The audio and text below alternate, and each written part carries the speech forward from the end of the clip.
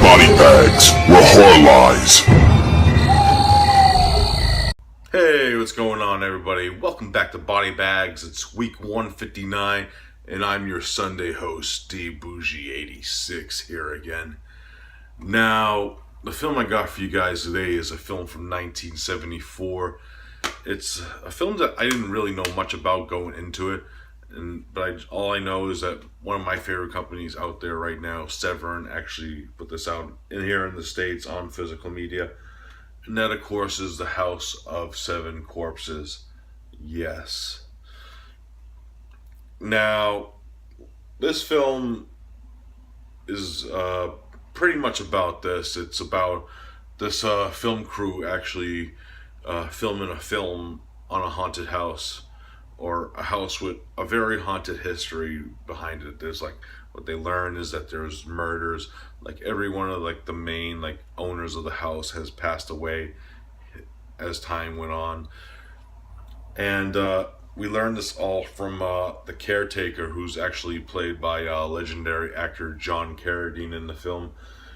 And he gives like the film crew and actors in the film a tour of certain rooms and hit the history lesson of the house. And pretty much they like like flew them out like that's superstition and like the house is haunted type stuff. While they're filming, one of the crew members actually finds like this book of black magic, and they decide to actually use this book in the film as a prop and use words from it and the actual like lines. And a lot of strange things start happening in the film. Like in one scene, the lead actress's cat actually ends up being murdered, and then they're trying to find out who did it in the middle of the film. And then the tension rises between actors and crew members and the director.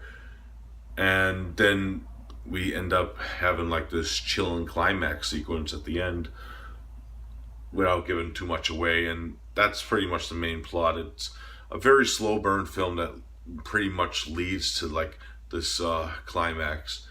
Now, my thoughts on it, I really liked how this film began. It had like this eerie opening music score, and then we find out that it's pretty much like a film within a film type deal, even though it's not like people watching the film, because it's a film being made as this film is progressing pretty much. And it's cool to see these actors change from different characters throughout the film, which I really did like. John Carradine is really good in this film. His character's name's Edgar Price, acronym probably for Edgar Allan Poe and Vincent Price. And he does a really good job. Even though he's not really in the film that much, he does have a presence in it. He has like a few scenes here and there, but he's really good in some scenes. I really like his beginning scene where he's very hammy in his acting, and he does a terrific job. John Ireland plays the director of the film within the film, and he does a really good job, kind of like an Ashhole's character in a way, because you know how some directors, especially during this period, especially with the type of films he does, because he does even mention that he's done witchcraft films before in the past. Kind of Ashhole, as he kind of looks down on his career, because he's like one of those directors that did pretty much horror films his whole life, and he wants to be like a big time director. Really cool. And you like to see like the natural tropes of certain actors in the film. Like we have the alcoholic actor, of course, who's like a legend and recites his lines in the mirror type deal. Then we have like the major like Asian starlet who's aging gracefully and kind of coping with her career in a way. And yeah, this film is a slow burn film, but it has a lot of good things going for it, like especially with the acting. And I was interested in like seeing this side of like filmmaking, like a horror film within a horror film pretty much. And I really did like that about the film. Now, for being a slow burn film, you have to have a really awesome ending, and this one has pretty much half of an awesome ending.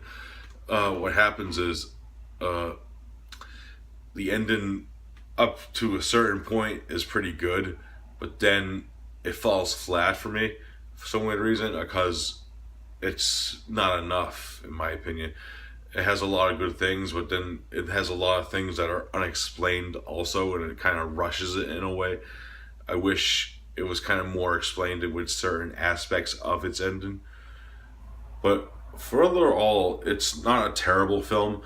It might take some people out for its slow burnness, but there's a lot of other good things going for it. Especially like half of the ending's pretty good because it does have a little bit of great atmosphere, especially with what's going on with it. And the acting's really well top notch with its characters, and the hamminess of John Carradine always brings a charm to me because he was one of the a classic actor because he was in films like The Grapes of Wrath, for goodness sake. And it does work, but it might turn some people off with like its slow build up, and it's kind of a half payoff in my opinion. But I still do recommend this film in a way. It's worth a watch anyways. So if I had to rate The House of Seven Corpses, I'm giving it a solid 6 out of 10. Not the worst watch I ever seen, and definitely not the best, but still worth a watch. So yeah, check out The House of Seven Corpses. Alright guys, that's it for this review. I hope you enjoyed it. I'll be back next week with another one. And as always, BodyBags family, I'll see you next week. Peace out.